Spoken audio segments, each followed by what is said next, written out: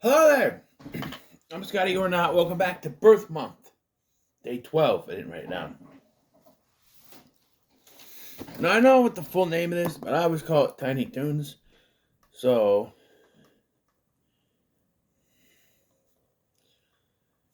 this is Tiny Toons, how I spent my vacation. Movie I grew up with and had on VHS and watched quite a bit. Now this is the first time in a while that I sat and watched this. I just bought this. This is the unboxing that you guys probably saw back in January, which is not February. You're watching this, the 12th. It's the first time in a long time that I actually sat and watched this. Boy, there's a lot going on in this thing. The crux of it is that there are two different kind of vacations going. Is that Plucky has tagged along with Hampton and his family, his mom and dad, his Uncle Stinky, to go to Happy World Land. The other side is that Babs and Buster Bunny have got into a water war, which leads to a tidal wave washing them down a river as they try to make their way back home. And then there's a bunch of other shit thrown in, and I felt like if we just focused on these two stories, it would have worked. But you have the female Pepe Le Pew chick trying to get a autograph from another skunk named Johnny, which gives us cameos from a spoof of Roseanne Barr and David Letterman. And then you have Shirley the Loon going on a date with Foul Mouth, which gets us the audience is now deaf thing that I remember from. And that Loudmouth is, of course, Foul Mouth is, of course, very loud in the theater and very annoying, fun to be the most annoying. And then Elmira goes on a trying to find cuddling animals, and she goes to a zoo, a safari zoo, where she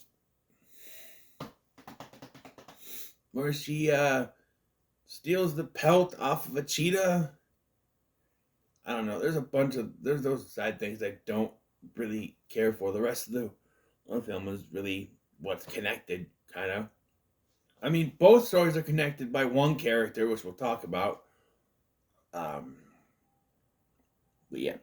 So the first story here.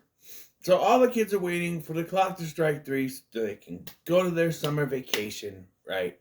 They sing a song about it, and then Plucky plans on hanging with Hampton all summer long, but he finds out that Hampton is actually going on a family trip to Happy World Land.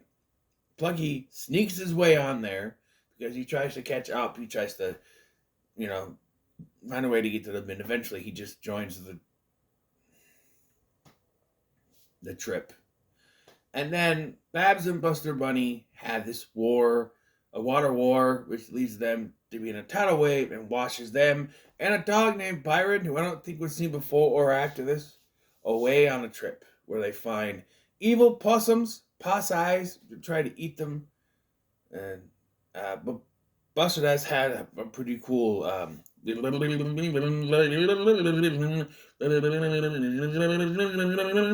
yeah,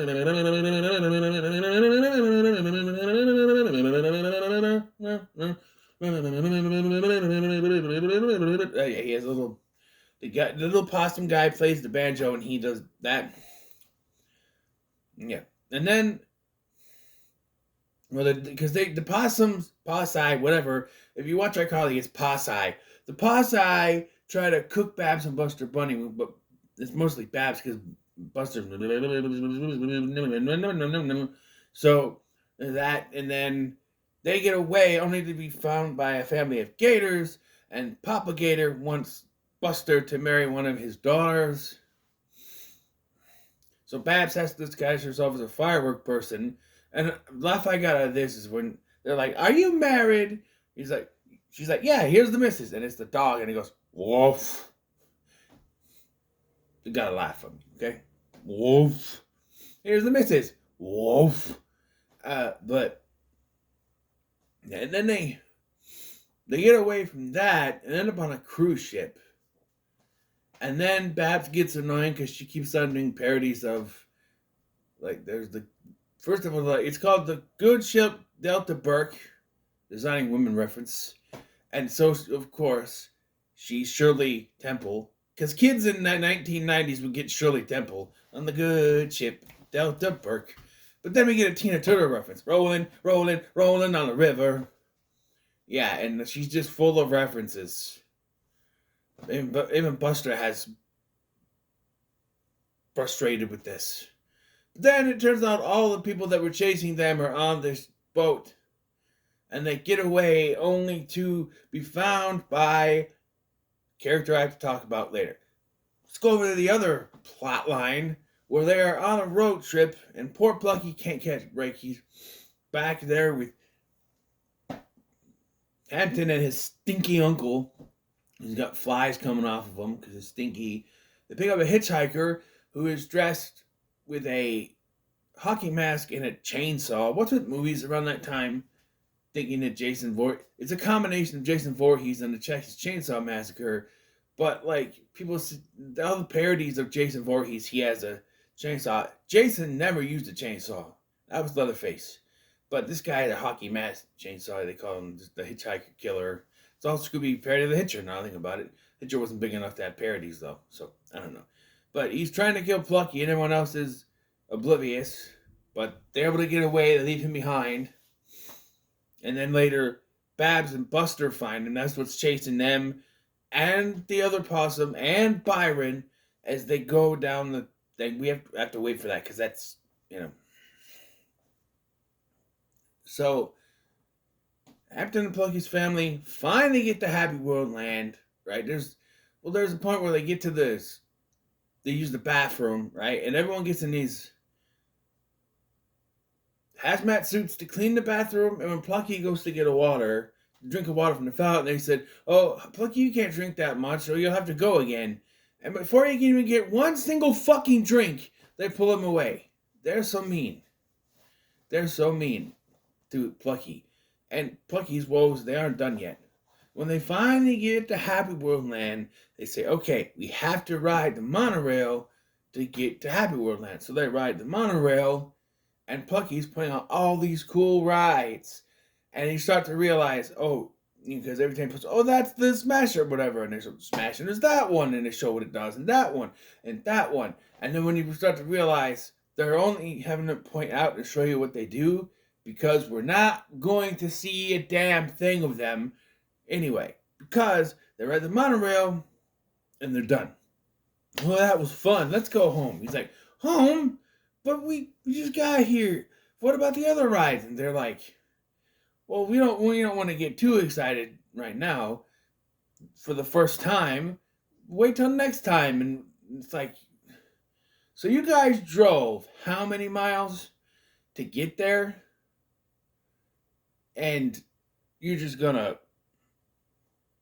drive back after the monorail. Not only that, they get back, and Plucky still can't go home because he has to watch a slideshow. But here's the thing. So, they get back, but then, with Tiny Toons, there's a lot of fourth wall breaking. So, there's a lot of times where they say, this video, throughout the thing. And here, in the finale of the story for Babs and Buster, when they're on this, they start off in like I think it's like Indiana Jones. They're in a mine shaft going through a thing. And then they end up in Happy World Land. They go through a loop, and then they go through the plot hole. And Buster goes, "I was wondering how they were going to get us out of this." They go through the plot hole and end up right in front of Acme University. And it's time for school. And I went, wait. No. They have not been gone for 3 fucking months, okay? There's no way. And this is supposedly the next day after Plucky and Hampton got back from the vacation Happy World Land. It did not take 3 months to drive to Happy World Land. No, there's no way. I know it's a cartoon and I'm stretching too much. But come on. No. Happy World Land, it would still be June. It would still be June because they go from it's the last day of school and we're gonna go to Happy Land the very next day. So they're telling us it took 3 months to get to and back from Happy World Land, and that Babs and Bunny's all of their experience, Babs and Buster Bunny's whole experiences took 3 months. That I could believe, but not the trip to Happy World Land. Sorry, I don't believe it. That doesn't make any sense. But then the movie ends with them going back to school, and then the chainsaw killer shows up and goes after Plucky, but Babs and Buster don't act like they don't even know who he is. Shouldn't all three of them be running? I don't know. I don't know. I really don't know. Oh, also, there's a part where Dizzy, who is the Taz uh, version, little kid version here, has a thing where he's molting, so he can't spin, but Shirley tells him he's got to be himself and do what he has to do, and he does that, and he ends up naked, and I don't know. This was a lot more fun when I was a kid. This was, oh. Oh, by the way, at one point, Babs and Buster fall up a waterfall and is saved by Superman, because he's owned by Warner Brothers. And Superman is voiced by Jonathan Winters, which is interesting fact. I know Jonathan Winters ever voiced Superman, but here he is. Jonathan Winters also voices Hampton's dad. Frank Welker does the voices for a lot of Byron and for that cat that's supposed to be like Why the Coyote, but it's a cat. And for Uncle Stinky, any kind of noise performance. Rob Paulson is in here doing a bunch of voices, including Foul Mouth and Johnny uh, the skunk, and that story is like all that she wants is an autograph, and he keeps using her, and then another female skunk asks for an autograph, and he gives her autograph, and she freaks out and calls him, kicks him out and all that. They're at the same movie theater that Foulmouth and Shirley Loon are going to, because of course they are. Well, they're in the same town, so I guess that works. But also Byron can fly. Apparently, he's a flying dog thing. I don't know. There's a lot of fun to be had. You just turn off your brain, but if you really start thinking about it, this is just like poor Plucky, because he just wanted to go to Happy World Land, and all he did was ride the monorail, and he had a horrible ride with Uncle Stinky, and the sweat being poured on him, and getting his comic puked on by Hampton, and the guy that picked up the hitchhiker they picked up was trying to kill him, and all he wanted to do was go to Happy World Land, and he rides the damn monorail and has to go home. I do not blame him for just wanting to leave after they got back. And it still wasn't over because he kissed the